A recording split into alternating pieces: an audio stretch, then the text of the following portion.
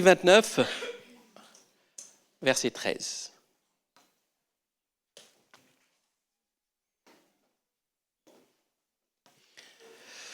Le Seigneur dit ainsi, quand ce peuple s'approche de moi, il me glorifie de la bouche et des lèvres, mais son cœur est éloigné de moi, et la crainte qu'il a de moi n'est qu'un commandement de tradition humaine. Amen. Prions. Seigneur, merci pour ta parole. Merci encore, Seigneur, parce que ta parole est la vérité. Je te prie de m'aider afin que je sois, Seigneur Jésus, le canal, Seigneur Jésus, fidèle à ce que tu veux, Seigneur, nous enseigner ce matin au travers de ta parole. Que nous soyons à ton image, que, Seigneur, nous soyons inspirés aussi par ton esprit, que nos cœurs soient ouverts et à saisir, à comprendre, à assimiler, afin que ta parole puisse grandir dans notre cœur, dans notre vie, au nom de Jésus-Christ. Amen. Ésaïe, lorsqu'il parle dans ce texte, il donne ces mots, il donne dans un contexte précis. Il est en train de dénoncer l'hypocrisie religieuse du peuple de Juda. Pourquoi le peuple de Juda ? Parce qu'à cette époque, Israël est divisé en deux royaumes. Le royaume de Juda, le royaume d'Israël. Et il est en train de dénoncer l'hypocrisie, et cette prophétie d'Ésaïe date du 8e siècle avant Jésus-Christ, dans un contexte de grande instabilité politique. Et à cette époque, la religion était souvent vue comme une affaire de rituel extérieur, c'est-à-dire aller au temple, offrir des sacrifices, observer les fêtes. Or, les prophètes comme Ésaïe, Amos, Michée et Jérémie insistent sur le fait que Dieu cherche d'abord l'obéissance du cœur, la justice et la fidélité. Et à cette époque, Dieu mettait en garde son peuple contre l'hypocrisie religieuse. Et ça, c'était à l'époque d'Ésaïe. Et on retrouve ce texte dans Matthieu, à l'époque de Jésus. Matthieu 15, versets 7 à 9. Il est dit « hypocrite », c'est Jésus qui parle. Il est en train de parler aux religieux de l'époque. « Hypocrite ». Ésaïe a bien prophétisé sur vous quand il a dit « ce peuple m'honore des lèvres, mais son cœur est très éloigné de moi. C'est en vain qu'il me rend inculte en enseignant des doctrines qui ne sont que préceptes humains. » Jésus dénonçait la même chose qu'à l'époque d'Ésaïe. Jésus a dénoncé l'hypocrisie religieuse de tous ces religieux qui étaient là et qui imposaient des préceptes humains. Savez-vous combien de temps s'est écoulé entre la prophétie d'Ésaïe et les paroles de Jésus ? 700 ans. 700 ans après, Jésus avait affaire aux mêmes personnes, aux mêmes religieux, au même manque de sincérité dans l'expression de leur foi de la part du peuple, mais au travers d'une religion qui imposait des préceptes humains. Et pensez-vous que 2000 ans plus tard, après Jésus-Christ, cela a changé ? Vous n'osez pas me poser dire... Non, ça n'a pas changé, ça n'a pas beaucoup changé. Et dans le contexte religieux de l'époque de Jésus, l'attitude de ces religieux, Jésus dénonçait l'attitude essentiellement des pharisiens de l'époque. Et à plusieurs reprises dans les évangiles, le comportement de ces religieux, les pharisiens, qui n'amènent pas le peuple vers une obéissance de cœur, mais plutôt vers une obéissance de façade, Jésus, à plusieurs reprises, dénonçait leur attitude. Mais à cette époque, il n'y avait pas que les pharisiens. Il y avait plusieurs courants religieux qui étaient influents dans la population. D'abord, je vous l'ai dit, les pharisiens. Vous reconnaissez la photo. Ils étaient exigeants sur l'observation de la loi et de ses traditions orales. Mais ils avaient une qualité qu'ils étaient proches du peuple. Deuxième courant, c'était les Sadducéens. Les Sadducéens, c'est des élites religieuses aristocrates, conservateurs sur le plan théologique. Ils appliquaient strictement la loi et rejetaient les traditions orales. C'était les opposants des pharisiens. Mais il n'y avait pas que, il y avait aussi les Esséniens. Les Esséniens, c'était un peu des moines vraiment marginaux. Ils étaient marginaux et vivaient dans des communautés retirées. Ils étaient dans une logique de séparation avec le monde de leur époque, dans l'attente du Messie. Mais ce n'est pas fini. Il y a un quatrième courant, c'est les Zélotes. Rappelez de lui. Les Zélotes, c'était une milice révolutionnaire opposée à l'occupation romaine. Ils prenaient la révolte armée contre Rome. Et tous ces courants religieux étaient là pour maintenir une pratique religieuse, plus ou moins proche du peuple d'Israël, Mais ils étaient là, ils imposaient une pratique, ils imposaient un courant. Mais parmi tous ces courants, le courant religieux qui était le plus proche du peuple, c'était les pharisiens. Et les pharisiens avaient une grande influence sur le peuple et sur leur vie quotidienne. Et c'était eux aussi les opposants les plus vigoureux à Jésus-Christ. Et Jésus aussi n'était pas tendre avec eux. Il dénonçait leur hypocrisie. Et ce matin, j'aimerais qu'on puisse nous aussi nous intéresser à ce groupe de religieux. Et j'aimerais vous poser cette question. Si Jésus entrait physiquement dans notre Église, que dirait-il? À qui s'adresserait-il avec sévérité? À qui s'adresserait-il avec sévérité? Certains vont dire, assurément, c'est le pasteur. Assurément. Voilà comment il est, il ne m'écoute jamais, il ne prend jamais rendez-vous avec moi, il ne me parle pas. Et d'autres vont dire, c'est un tel, je le vois là. Lui, elle, assurément Jésus va le traiter de tombeau blanchi parce que, ah là là, Seigneur, lui là, elle là. Et on a tous des pensées en fait de personnes, mais nous ne nous interrogeons pas nous-mêmes en fait. Est-ce que Jésus nous critiquerait avec sévérité? C'est la question que j'aimerais vous poser ce matin parce que cette question est essentielle. Et parce qu'on ne penserait pas forcément à nous-mêmes. Mais nous lisons les évangiles, on voit un Jésus doux avec les pécheurs, mais tranchant avec certains groupes comme les pharisiens.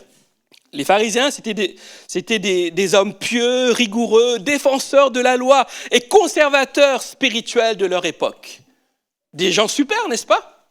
Rigoureux, pieux, défenseurs de la loi, conservateurs spirituels de leur époque. Peut-être qu'ils auraient trouvé une bonne place dans certaines églises, parce que ce seraient des chrétiens TTS, comme on dit.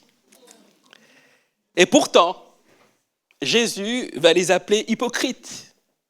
Jésus va les appeler aveugles. Jésus va les appeler sépulcres blanchis. Waouh! Alors, la question qui me brûle est celle-ci ce matin. Sommes-nous à l'abri de ce que Jésus a dénoncé chez eux? Est-ce que Jésus dirait de moi, sépulcre blanchi, aveugle?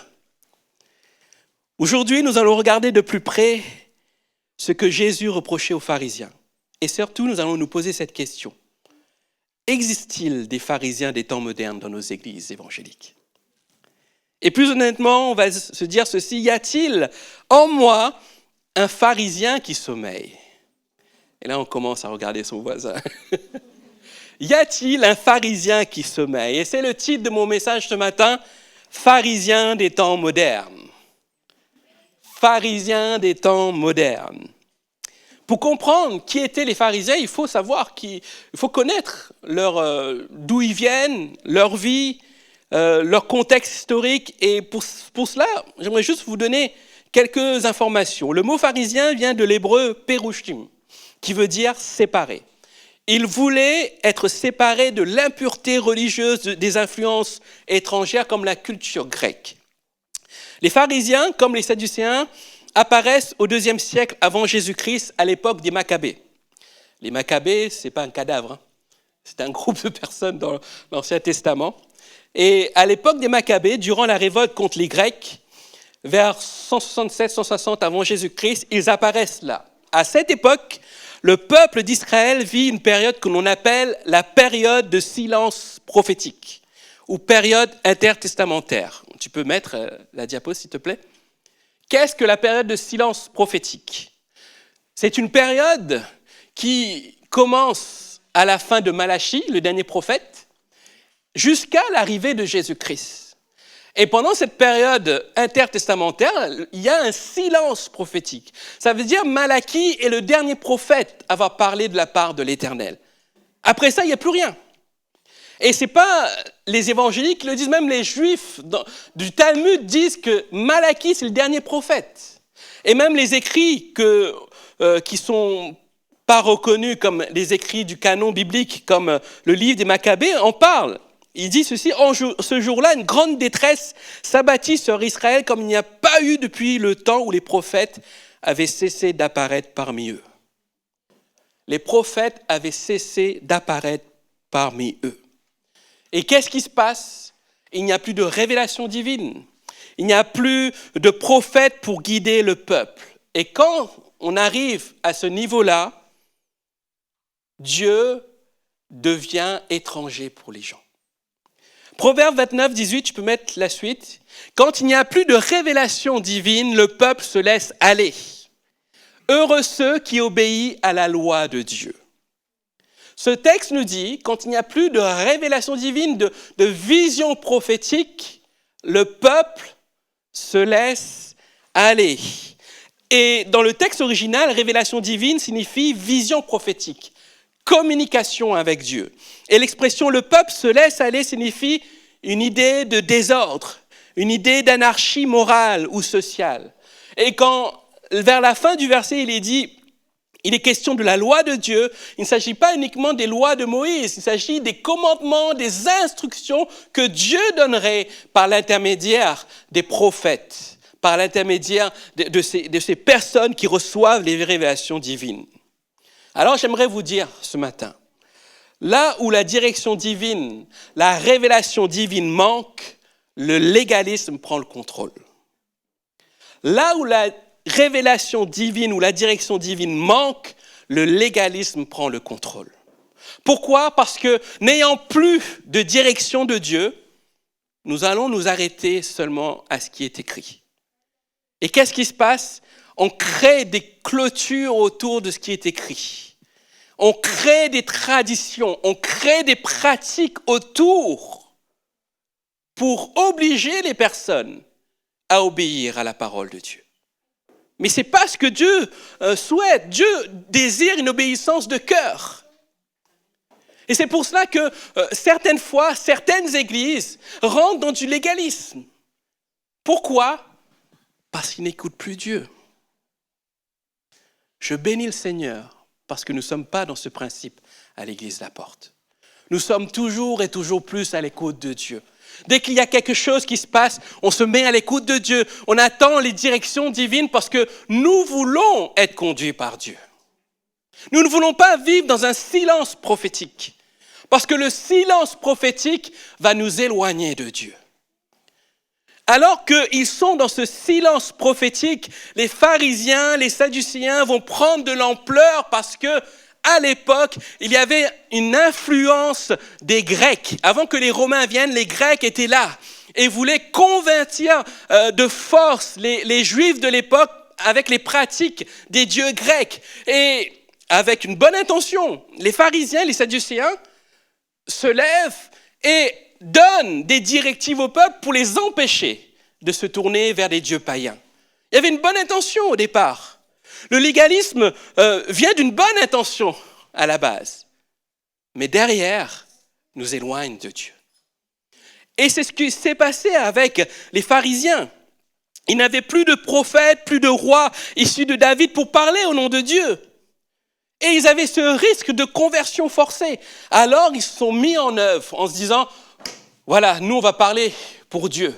Nous allons être auprès des personnes du peuple, les instruire, leur dire « faites ceci, ne faites pas ça », dans le but d'obéir à la parole de Dieu. Vous savez que l'héritage des pharisiens, c'est un peu ce que vivent les rabbins aujourd'hui, avec plein de principes, plein de règles qui obligent, qui met des barrières, des clôtures, etc. On en a fait l'expérience dernièrement, parce qu'on se réunit avec les cultes de Puteaux, avec les catholiques, les musulmans et les juifs. On avait fait un repas cachère, et il fallait que le repas, que les couverts ne soient pas utilisés avant, il fallait que le vin ne soit pas ouvert devant eux. Voilà, il y a plein de choses, de pratiques. Mais pourquoi ? Pour eux se sentir bien. Et je ne suis pas en train de les critiquer dans le sens vous êtes mauvais et moi je suis meilleur. Mais ils se sont laissés entraîner par des pratiques qui les a éloignés de Dieu. Alors les pharisiens vont se mettre à faire cela. Ils vont être les plus rigoureux envers le peuple en mettant en avant des principes que Jésus dénonçait lui-même. Quels étaient ces principes ? Il mettait l'accent sur l'extérieur plutôt que le cœur. Et Jésus dénonçait cela dans Matthieu 23, 25, 28, où il les accuse de nettoyer l'extérieur de la coupe, alors que l'intérieur est plein de rapine et d'intempérance. L'autre chose que dénonçait Jésus, c'est le formalisme religieux. Marc 7, 6 à 9, il dit « Ce peuple m'honore des lèvres, mais au fond de son cœur, il est bien loin de moi. » L'autre chose, c'était l'attachement aux traditions humaines au détriment de la volonté de Dieu. Marc 7, 13, Jésus dit qu'ils annulent la parole de Dieu au profit de leurs traditions. La quatrième chose, c'est la recherche de reconnaissance humaine. Matthieu 6, 1 à 5 et Matthieu 23, 5 à 7, où il est dit que les pharisiens font leurs œuvres pour être vus des hommes et aiment les premières places et les salutations. Peut-être ce matin, Annie, tu es en première place, mais je sais que tu n'es pas une pharisienne. Ce n'est pas parce que nous, les pasteurs, nous sommes devant que nous aimons la première place, d'accord ? C'est juste pour en avoir accès plus facile à la scène. Mais si vous voulez venir devant, moi, ça ne me dérange pas, vraiment. Et c'est là où on a besoin aussi de prendre en considération ces choses-là qui sont tellement pesantes aussi dans la vie des gens. Il y a des églises où il y a des sièges qui sont différents pour les pasteurs et les autres. Des fois, c'est doré, c'est un trône même. Enfin, voilà. Nous, ce ne sera pas ici, ce ne sera pas pareil. On a les mêmes chaises que vous. Si vous avez mal au dos, on a mal au dos comme vous. La cinquième chose, c'est l'hypocrisie. Jésus dénonçait leur hypocrisie. Gardez-vous du levain des pharisiens, qui est l'hypocrisie, Luc 12, 1. Et la sixième chose que Jésus dénonçait, c'était le fardeau qu'ils imposaient aux autres. Matthieu 23, verset 4. Il disait qu'ils lient des fardeaux pesants et les mettent sur leurs épaules, sans vouloir les bouger eux-mêmes. Ça, c'est ce qui caractérisait les pharisiens. Alors, la question que j'aimerais nous poser, sommes-nous les pharisiens ? Ah, merci Elias. Sommes-nous des pharisiens ?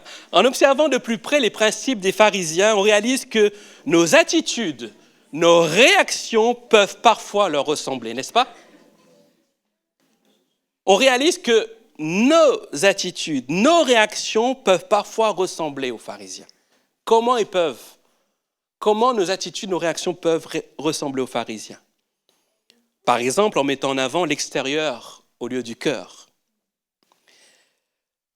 À l'époque, Jésus avait des mots durs envers les pharisiens. Matthieu 23, 27 à 28, il leur disait « Malheur à vous, spécialistes de la loi et pharisiens hypocrites ». Jusque-là, c'est déjà fort, n'est-ce pas ?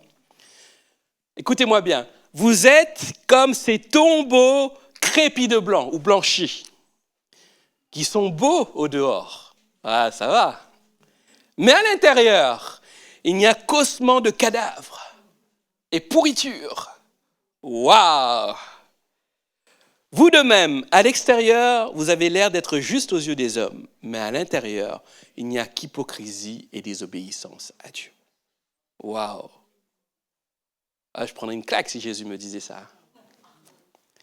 À l'époque, pourquoi Jésus parle de tombeaux blancs ? À l'époque, les tombeaux étaient crépis de blanc ou blanchis, parce que toucher un tombeau rendait impur. Et du coup, la nuit, il n'y avait pas de lampadaire. Peut-être ça vous surprend, hein ? Il n'y avait pas de lampadaire à l'époque. Et que pour éviter qu'un juif accidentellement touche un tombeau et soit impur accidentellement, ils étaient vernis de blanc. Du coup, en passant, on disait « Waouh, c'est beau, mais je ne touche pas ». Et Jésus dit « De l'extérieur, c'est beau, mais à l'intérieur, il y a des ossements et il y a de la pourriture. » Waouh! Blanc à l'extérieur, mais impur à l'intérieur. Notre rôle en tant que disciples de Christ, c'est ne pas montrer une attitude, un positionnement, mais plutôt une réalité de cœur. On ne doit même pas le montrer en fait. Notre vie doit transpirer de cette attitude de cœur. Jésus disait dans Marc 7, 15, « Rien de ce qui vient du dehors et qui pénètre dans l'homme ne peut le rendre impur. C'est au contraire ce qui sort de l'homme qui le rend impur. » Lorsque Jésus prononce ces paroles, il dénonçait l'attitude des pharisiens qui voulaient que les gens se lavent les mains avant de manger pour ne pas être impurs. Et Jésus leur disait, mais ce n'est pas ce que vous allez avaler comme nourriture qui va vous rendre impur spirituellement. Là, l'impureté spirituelle. Mais ce qui va sortir de votre cœur. Et cette parole est pour nous aussi aujourd'hui. Ce n'est pas l'extérieur qui va nous rendre impurs, mais ce que nous vivons à l'intérieur. Vous pouvez être super beau, vous êtes beau, hein? Bien habillé, bien coiffé, mais à l'intérieur, c'est des ossements et de la pourriture. Et ça, c'est grave, bien-aimés. Et ça, c'est grave. Et je vous en parle, et je m'en parle à moi-même aussi. Je me refuse d'être une pourriture à l'intérieur. Parce que je veux vraiment que l'extérieur reflète ce que je vis à l'intérieur. Comment le faire concrètement ? Par exemple, juger un chrétien qui boit du vin sans qu'il tombe dans l'excès. Ah, lui, il boit du vin. Le pasteur n'arrête pas de parler de vin. C'est un jugement. Juger un chrétien sur son apparence physique au lieu du cœur. Moi, ce pasteur, je ne l'écoute pas, il n'a pas de cravate. La seule fois où je mettrai un cravate, ce sera pour les cérémonies. Ah, ce chrétien, cette chrétienne n'a pas de longue robe. Jugement extérieur. C'est peut-être un jugement sur ses pratiques en tant que chrétien. Cette femme n'est pas voilée. Comment elle peut prier le Seigneur sans être voilée ? Oh, cet homme-là est trop investi à l'église. Lui, il a du temps à perdre. Jugement. Jugement de façade. Mais on ne sait pas ce qui se passe dans le cœur. Voilà comment nous pouvons être un pharisien. Ensuite, on peut faire aussi, comme les pharisiens, faire la confusion entre sainteté et conformisme extérieur. Comment cela ? En valorisant les apparences. Je ne fume pas, je ne bois pas, je m'habille bien, je vais à l'église tous les dimanches, tous les mardis, et puis à la soirée de Johan aussi, le mardi après la réunion. Et tout ça en extérieur. Et je valorise ça, je mets ça en avant. Et tous ceux qui me voient me disent « Oh, c'est un chrétien vraiment parfait. Waouh, j'arriverai jamais à le ressembler. Il est trop bien. » Mais ce n'est pas ça la sainteté. La sainteté se passe dans le cœur. La sainteté, c'est refuser de tout mélange avec le péché. Refuser le péché. Non pas parce que c'est une loi, parce qu'on sait qu'on va déplaire à Dieu. Et se débarrasser du péché. Mettre sa vie en règle. C'est ça. Il peut y avoir des personnes qui sont conformes, mais qui derrière ont une vie vraiment dissolue. Je me souviens d'une fois, dans une église, c'était pas ici. On aime bien dire ça, le pasteur, c'était pas ici, mais c'était vraiment pas ici. Où il y avait quelqu'un qui était possédé et dans une réunion comme là, il tombait par terre. Et il y a des frères qui sont venus autour, commencer à prier, prendre l'autorité, etc. Et là, un frère ancien vient, il prie et tout. Et la personne qui est possédée le voit et dit « Mais toi, d'où tu viens prier ? Tu trompes ta femme ?» L'ancien, il est parti et il n'est plus jamais revenu. Donc, ce n'était pas ici.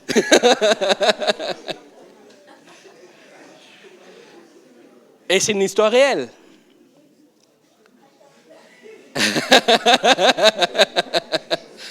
Je redis, ce n'était pas ici.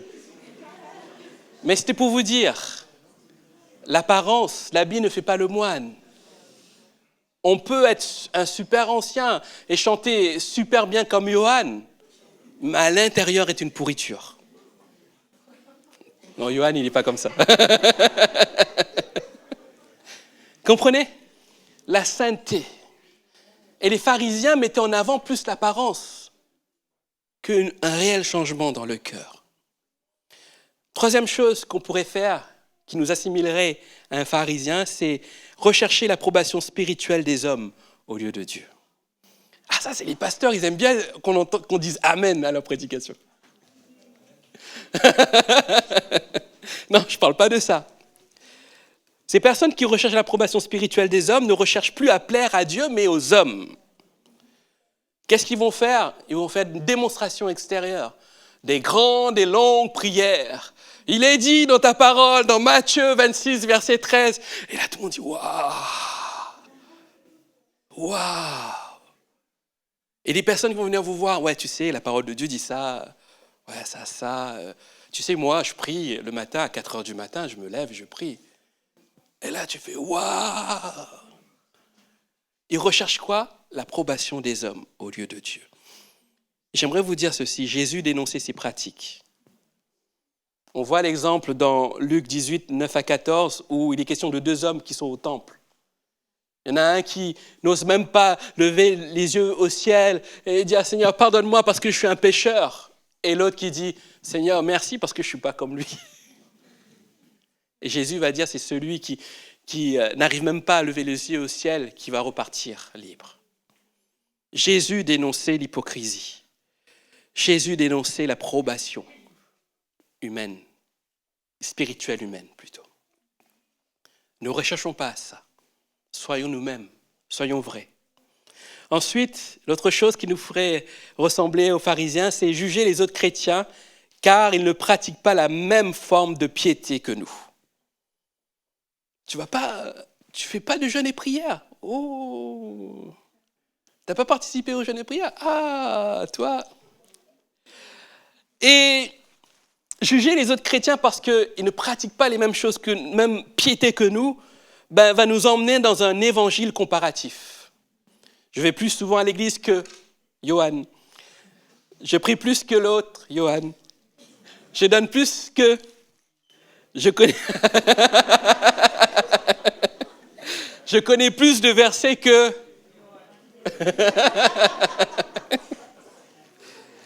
L'évangile comparatif. Juger les autres chrétiens parce qu'ils ne pratiquent pas la même forme de piété que nous emmène dans un évangile comparatif. Et on va comparer. On va comparer. Vous savez ce que je fais avec les comparaisons, moi? Lorsque j'ai des personnes en entretien, souvent les gens viennent me voir et me disent « Mais j'ai l'impression que tous les horreurs du monde, c'est moi. Je les ai. Et je vois les autres qui vivent leur vie vraiment bien avec Dieu, ils sont au top. Pourquoi moi, je suis comme ça ?» Et moi, je leur dis souvent, Dieu n'a pas créé les autres et toi. C'est-à-dire que Dieu ne t'a pas créé pour que tu subisses le pire des choses. C'est que Dieu nous a tous créés pour le même but, des projets de paix et non de malheur. Et ce que je fais souvent aussi, c'est qu'on regarde par la fenêtre. Vous savez pourquoi j'aime bien regarder par la fenêtre? Parce que je leur dis, regardez dehors. Regarde les bâtiments qui sont dehors. Quand on regarde les bâtiments, qu'est-ce qu'on voit? On voit des beaux bâtiments. Bon, il faut que les bâtiments soient beaux aussi, d'accord? Avec de belles fenêtres. Mais est-ce que nous savons ce qui se passe dans ces appartements? Est-ce que nous savons les horreurs qui peuvent se passer derrière? On voit juste la façade. On voit juste un immeuble super beau. Mais on est loin d'imaginer ce qu'ils vivent. C'est la même chose dans les comparaisons. Ce n'est pas parce que ton frère ou ta sœur a l'air d'être bien qu'il ne vit pas des choses difficiles dans sa vie. Ce n'est pas parce qu'il est différent de toi qu'il ne vit pas les mêmes épreuves que toi que lui est meilleur que toi. De la même manière qu'on ne sait pas ce qui se passe dans ces bâtiments.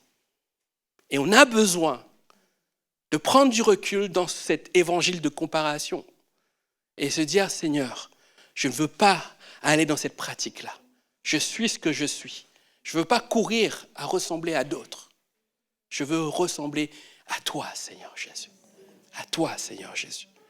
Et le monde, plus ça va, plus nous emmène dans des comparaisons. Les réseaux sociaux ne facilitent pas. On voit des influenceurs qui sont là tout le temps, avant qu'ils fassent un miracle, ils se filment. Avant de prier, ils sont là, on les voit comme ça en train de prier. On se dit, mais waouh, moi j'aimerais y ressembler. Mais on peut prendre le même exemple, les réseaux sociaux comme les bâtiments. Derrière la caméra, tu ne sais pas ce qui se passe. Tu ne sais pas la vie des gens. Mais le problème, c'est qu'on vend un évangile comme cela, en fait, où il faut avoir une certaine façade qui paraît bien, en fait. Mais ce n'est pas la façade qui compte, c'est le cœur.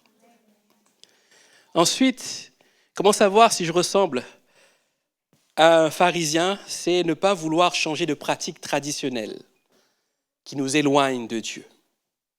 En refusant ces changements, nous nous engageons dans des pratiques purement réglementaires et légalistes. Depuis plusieurs semaines, on vous parle de thèmes comme les relations hommes-femmes. Si vous n'avez pas vu ce message, vous n'étiez pas là, allez sur notre chaîne YouTube et voyez ce message qui est là, qui s'appelle le trou de mémoire, retour vers le commencement. Merci Karen. Retour vers le commencement où je traite, c'est mon message, je ne me souviens plus du titre, qui traite des relations entre hommes et femmes. Comment ? Oui, message du 6 avril. Et ce message a pu vous bouleverser en fait, parce qu'on revient à ce comment Dieu voit l'homme et la femme. Dimanche dernier, le pasteur Ismaël vous a parlé de l'appel du ministère, que Dieu n'a pas fait un ministère féminin, un ministère là, vous bouscule en fait dans vos raisonnements. Vous dites, mais non, c'est pas possible, c'est impossible, je ne peux pas entendre cela. Mais si nous refusons cela, nous refusons de changer, parce que derrière pas mal d'enseignements, il y a des traditions humaines qui sont là. Si nous refusons de laisser les traditions humaines, nous ne rentrerons pas dans ce que Dieu a prévu pour nous. Alors c'est important pour nous de prendre en considération cela et de dire, Seigneur, je ne veux pas ressembler à un pharisien. Alors, troisième question, que dois-je faire pour ne pas ressembler aux pharisiens des temps modernes ? C'est ce que vous voulez savoir, non ? La première chose, c'est de revenir à l'évangile de grâce. Car c'est par grâce que vous êtes sauvés, par le moyen de la foi. Cela ne vient pas de vous, c'est un don de Dieu. Ce n'est pas le fruit d'œuvre que vous auriez accompli. Personne n'a donc de raison de se vanter. Ce n'est pas par grâce, ce n'est pas grâce plutôt à nos œuvres que Christ nous a sauvés. Tout vient de lui. Même Martin Luther, quand il a fait cette grande réforme, a compris cela et nous a fait revenir à la grâce avec cette grande déclaration sola gratia. La grâce pour nous fait penser qu'il n'y a plus rien à rajouter de notre part par rapport à l'œuvre de Jésus-Christ. Et pourquoi rajoutons-nous d'autres choses ? Mettons-nous d'autres fardeaux sur la vie des gens, comme les pharisiens. Si nous ne voulons pas revenir, être comme un pharisien, nous ne devons pas être dans cet évangile de légalisme. Mais revenons à un évangile de la grâce. Ensuite, cherchons la transformation du cœur et non l'apparence. Alors que Samuel cherchait le nouveau roi, Dieu va lui dire ceci dans 1 Samuel 16, 7. « L'homme ne voit ce qui frappe les yeux, mais l'Éternel regarde au cœur. » Et Jésus critiquait ceux qui nettoient l'extérieur de la coupe, mais qui sont pleins d'hypocrisie à l'intérieur. Si nous voulons ne pas ressembler aux pharisiens, il faut chercher cette transformation de cœur et non l'apparence. Et même voir ça chez les autres. Pas imposer quelque chose aux autres, mais l'emmener à une transformation de cœur. La troisième chose, c'est de pratiquer la miséricorde avant le jugement. Et je vais vous montrer quelques stats ce matin. Statistiques sur la communauté évangélique aux États-Unis. Il n'y a pas de statistiques en France pour l'instant, ou très rarement. Et aux États-Unis, c'est Barna Group, une société de statistiques, qui dit ceci. 87% des jeunes de 18 à 35 ans estiment que les chrétiens évangéliques, pas catholiques, pas protestants réformés, évangéliques, ont une attitude de jugement. Et 85% les perçoivent comme hypocrites. C'est fou quand même. Je pense qu'on peut même les transposer dans notre milieu en France. Beaucoup pensent que les chrétiens évangéliques sont hypocrites ou en attitude de jugement. Pourquoi certaines personnes qui quittent les églises et qui reviennent ont peur de revenir ? Parce qu'ils ont peur d'être jugés. Ils ont peur du « qu'en dira-t-on » ? Surtout quand c'est des personnes qui ont été beaucoup investies et qui partent dans le monde et qui reviennent, ils ont peur du regard des autres. Ils ont peur du jugement. Pourquoi ? Parce que nous mettons en avant un évangile de réussite. Tu n'as pas le droit d'échouer. Tu n'as pas le droit de faillir. Tu n'as pas le droit de pécher. Je dirais une vérité, bien-aimé, c'est que tant qu'on sera sur cette terre, il nous arrivera encore de pécher. Personne n'est à l'abri de cela.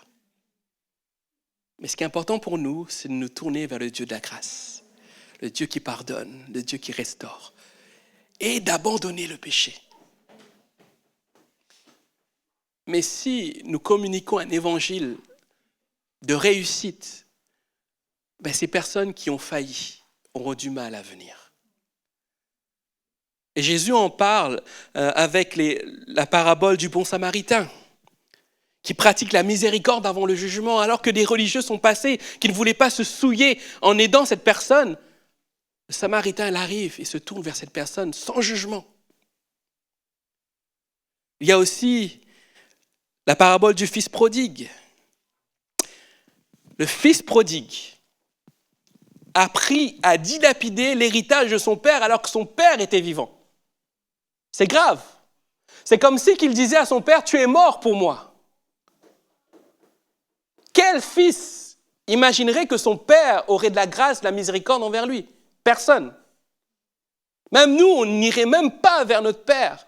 Et alors qu'il a dilapidé les biens de son père, qu'il est dans la boue, il se souvient de son père et dit, assurément mon père va me traiter comme un de ses serviteurs, je ne suis plus digne d'être appelé son fils. Il va vers son père, que fait son père? Son père dit à ses serviteurs de le revêtir de l'habit de fils.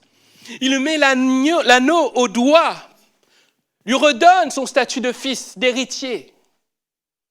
Mais c'est ça la miséricorde. C'est ne pas s'arrêter à ce que l'autre a fait. Et c'est de l'aimer comme Christ l'aime. Est-ce que nous sommes prêts, bien-aimés, à aimer l'autre comme Christ l'aime? Indépendamment de son attitude, de ses habits, de ce qu'il est, de ses tatouages, de tout ça. Si un SDF venait avec des habits déchirés, avec une odeur, comment réagirons-nous? Avec l'amour de la grâce, l'amour de Christ? Ou nous serons comme ça en créant une zone de non-droit autour de lui? La question. Moi, je rêve, bien-aimés, que des chrétiens qui ont connu cette église, ou qui n'ont pas connu cette église, qui ont connu d'autres églises, qui ont été déçus des églises, et qui reviennent ici, trouvent des personnes remplies d'amour, pas dans un jugement, qui les prennent dans leurs bras comme le père prend son fils qui revient à la maison. Et pas pour lui dire, qu'est-ce que tu as fait tout ce temps? Mais pour lui dire, mon frère, même pas mon ami, même pas toi le païen, mon frère, ma sœur. Et c'est ce que fait le père. Il ne dit pas, monsieur, il dit, mon fils qui était perdu a été retrouvé. Mon fils. Est-ce que nous sommes prêts à dire à quelqu'un de l'extérieur qui revient avec un cœur repentant, mon frère, ma sœur, ou allons-nous le considérer comme un païen? Question que je vous pose et que je me pose aussi. La quatrième chose, comment ne pas être un pharisien, c'est de rejeter la comparaison spirituelle. C.S. Lewis disait dans son livre « Les fondements du christianisme » que la comparaison est un fruit de l'orgueil spirituel. Et Jésus disait ceci, « Pourquoi vois-tu la paille qui est dans l'œil de ton frère, n'aperçois-tu pas la poutre qui est dans ton œil ?» Se comparer, et j'en parlais tout à l'heure, la comparaison. La comparaison spirituelle est un frein pour être à l'image de Christ. Ensuite, refusons la spiritualité de spectacle. Qu'est-ce que la spiritualité de spectacle? Ce n'est pas avoir de la louange, ce n'est pas ce que j'ai dit. La spiritualité de spectacle est fondée sur ce que nous laissons paraître aux autres, plutôt qu'une transformation authentique. Matthieu 6, 1-6, Jésus disait ceci, « Gardez-vous d'accomplir devant les hommes pour vous faire remarquer par eux ce que vous faites pour obéir à Dieu. Sinon, vous n'aurez pas de récompense de votre Père céleste. » Le chrétien qui fait une spiritualité de spectacle va mettre en avant sa spiritualité, va exagérer les choses, va se mettre à danser tout le temps dans l'église. C'est quelqu'un qui est à la foi, qui est super avec Dieu. Mais dans son cœur, c'est une pourriture. C'est dur ce que je vous dis. Nous ne sommes pas là pour montrer une image d'un chrétien TTS. Nous sommes là pour être vrais devant Dieu, avec nos faiblesses, avec nos manquements, mais avec un Dieu qui agit et qui restaure. Ensuite, soyons aussi conduits par l'Esprit et non par les règles humaines. Dans Colossiens 2, versets 20 à 23, Paul critique les règles humaines qui ont une apparence de sagesse, mais qui ne servent à rien. Qu'est-ce qui se passerait si dimanche prochain, on ne ferait pas de Sainte Seine ? Frère, pour moi, ce n'est pas un culte. Qu'est-ce qui se passerait si la louange, il n'y aurait que de la louange ? Des questions à se poser. Comment je me situerais par rapport à ça ? Est-ce que je refuserais de passer du temps avec Dieu ? Ou je m'adapterais à ce qui se passe là ? Et c'est ce que font beaucoup de chrétiens persécutés. Ils prient dans des maisons enfermées et reculées. Ils ne crient pas sur les toits leur foi, parce qu'ils s'adaptent au contexte. Ils n'ont pas d'orchestre, ils n'ont pas de musiciens, ils n'ont pas de Johan pour faire de la louange. J'aime bien Johan, hein ? Mais pourtant, ils s'adaptent. Si nous nous fixons seulement aux règles humaines, alors nous ratons la conduite par l'Esprit. Je vous ai dit tout à l'heure, ne restons pas dans cette période de silence prophétique. Silence prophétique nous éloigne de Dieu. Ensuite, pour terminer, restons humbles et enseignables. Andrew Murray, dans son livre d'humilité, dit ceci, que l'humilité est la clé de toute vraie croissance spirituelle. Il est important pour nous d'apprendre des autres. Quand je commençais à prêcher, je me souviens d'un ancien qui était là, qui est venu me voir à la fin, il a dit « T'as bien prêché, mais il y a ça à changer. » Et il me disait « Tu sais, c'est dur, mais il faut que tu apprennes à recevoir des critiques, les bons, pour que tu progresses. » C'est à ce moment, j'ai eu mal. C'est la première fois que je prêchais, mais ça m'a encouragé en fait. Parce que quelqu'un m'écoutait et quelqu'un avait de bonnes dispositions pour moi en fait. Il voulait que je progresse. Et depuis ce temps, je m'efforce d'être enseignable. Je n'ai pas la science infuse, je prétends pas parce que je suis pasteur principal, mieux savoir qu'Alain, mieux savoir que Théodore ou autre. J'ai beaucoup à apprendre d'eux. J'ai beaucoup à apprendre de vous. Et être enseignable, c'est nous faire rentrer dans une dimension d'humilité aussi. Christ a montré l'humilité quand il a demandé à ses disciples, quand il a lavé les pieds des disciples plutôt. Est-ce que les disciples ont arrêté de l'appeler maître ? Non. Ce n'est pas ton attitude humble qui va changer ton regard, le regard que les autres ont sur toi.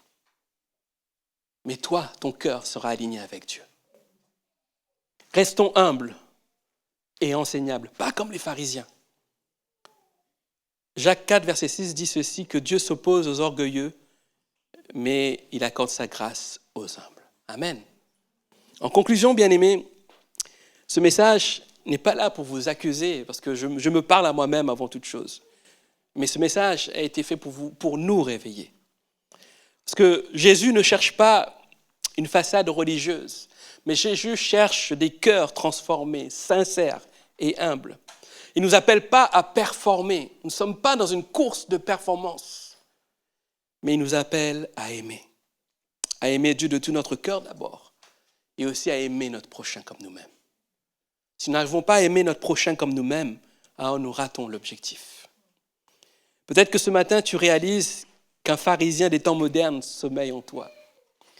Alors j'ai une bonne nouvelle pour toi. Jésus ne te condamne pas ce matin. Parce que Jésus ne condamne pas ceux qui se reconnaissent malades. Il les guérit, il les restaure et il les transforme. Alors voici mon appel ce matin. Ne restons pas figés dans une religion d'apparence. Choisissons aujourd'hui d'avoir une foi vivante, enracinée dans la grâce, conduite par l'Esprit et remplie de miséricorde. Laissons Dieu sonder nos cœurs. Invitons-le à briser les apparences. Et disons-lui simplement, Seigneur, je veux te ressembler, mais de l'intérieur. Est-ce que ce matin, ce message vous a interpellé? Ce besoin de rejeter ce petit pharisien qui est en chacun de nous. Même moi, j'ai besoin aussi. Alors simplement, je vais faire un appel ce matin. Je vous invite juste à fermer vos yeux. J'inviterai Johan à s'approcher. Ce matin, je vais faire un appel, mais sous forme d'engagement en fait. Et de dire, Seigneur, je reconnais mon attitude qui parfois, je n'étais peut-être pas un pharisien extrême comme eux, mais parfois par mon attitude de jugement, j'ai pu blesser, j'ai pu bloquer quelqu'un, j'ai pu empêcher quelqu'un d'aller plus loin avec toi. Aide-moi, Seigneur, à te ressembler de l'intérieur. Et que mon cœur soit aligné avec toi, afin, Seigneur, que mes œuvres, mon attitude, mes paroles puissent te ressembler. Si ce matin tu es dans cette dimension, je t'invite juste à te lever de ta place. Ne pas venir devant, juste de ta place. Comme un engagement envers toi et Dieu. Et de dire, Seigneur, aujourd'hui, transforme mon cœur. Seigneur, renouvelle-moi. Seigneur, aide-moi à changer, renouvelle mon intelligence. Je ne veux pas être un pharisien. Je ne veux pas être un pharisien de temps moderne. J'ai besoin d'un renouvellement de mon intelligence. J'ai besoin que tu me restaures. J'ai besoin que tu m'aides à comprendre ton amour. Peut-être j'ai eu du mal à comprendre cet amour. Aide-moi à partager cet amour autour de moi, sans préjugés, dénué de toute apparence, mais avec une seule volonté, Seigneur, de me rapprocher de toi et de rapprocher les autres de toi, Seigneur. Alors si tu es dans cet état d'esprit ce matin, juste ferme les yeux et je vais prier pour toi.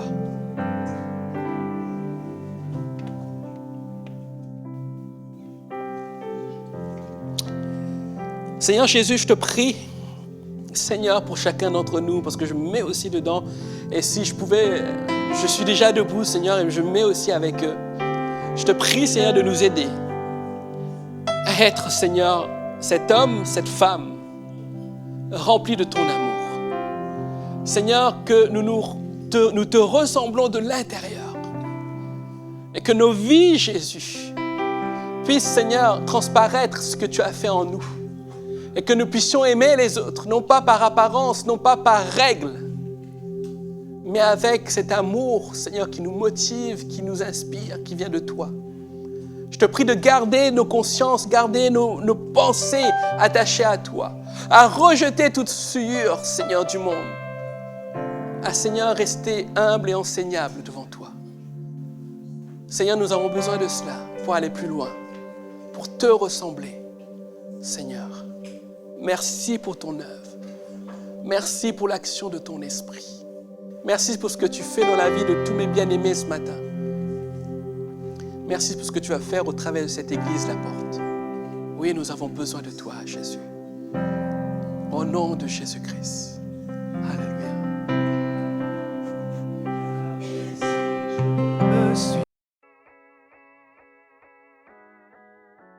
Bienvenue à l'église La Porte. Nous aspirons tous à une vie meilleure et à la paix intérieure. Mais nos souffrances passées, même en tant que chrétiens, freinent souvent cette quête personnelle. Notre Église veut être cette Église hôpital, centrée sur Jésus pour soigner, équiper et faire des disciples épanouis. Sa mission, centrée sur Jésus, vise à impacter chaque individu de tout âge au service de Dieu. Aujourd'hui, nous soignons déjà par des initiatives comme Libère ton identité, des ateliers sur la parentalité ou contre les violences sexuelles. Nous accompagnons chaque personne en les équipant et les formant pour qu'elles deviennent et forment des disciples. Notre grand défi est de développer notre vision d'église hôpital en implantant de nouvelles églises hôpitaux. Dès 2025, pour que plus de personnes puissent profiter de nos ressources, nous sommes très heureux de vous annoncer notre projet d'implantation église hôpital à Courbevoie. Pour réaliser cette vision de soigner, équiper et envoyer, nous avons besoin de vous.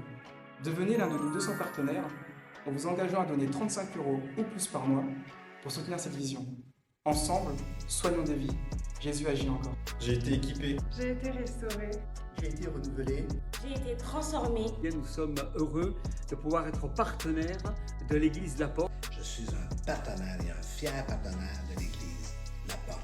Je suis partenaire de l'Église La Porte.